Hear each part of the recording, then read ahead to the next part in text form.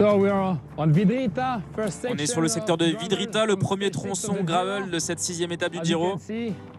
Comme vous pouvez le voir, bon, c'est plat, mais il y a beaucoup de matière, beaucoup de gravillons. La pression des pneus sera donc essentielle.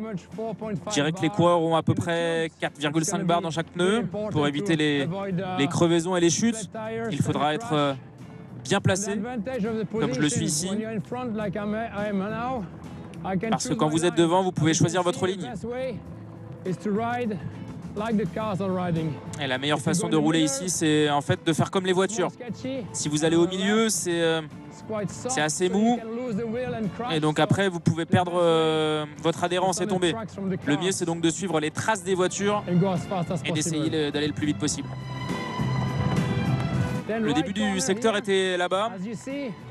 Comme vous le voyez, c'est assez ouvert au vent. Le travail collectif sera donc très important pour mettre le leader du classement général en bonne position.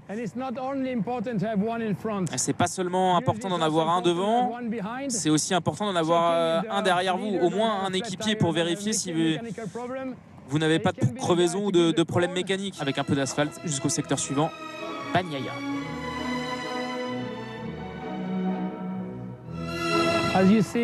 Comme vous pouvez le voir, il est un peu plus technique.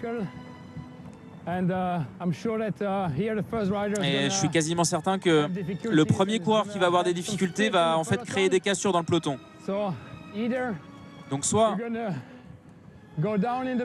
vous descendez dans la file, soit vous allez revenir parce que vous êtes fort ou parce que vous revenez d'un problème technique. Quoi qu'il en soit, ce sera difficile. Là, on arrive quasiment au sommet de la montée de Grotti. Derrière nous, il y avait une pente à 15%, donc c'est très exigeant. Et là, il faut rester devant parce que la descente arrive. C'est très technique, très court. Et on va directement vers le secteur de Pievina, qui est le dernier de la journée. Nous y sommes justement à l'entrée de ce secteur de Pievina, le dernier secteur de la journée. Ça monte dès le départ, ça ondule ensuite. C'est assez technique, mais finalement pas trop exigeant. C'est l'heure de penser également à la victoire d'étape. Et c'est cette deuxième course qui débutera ici.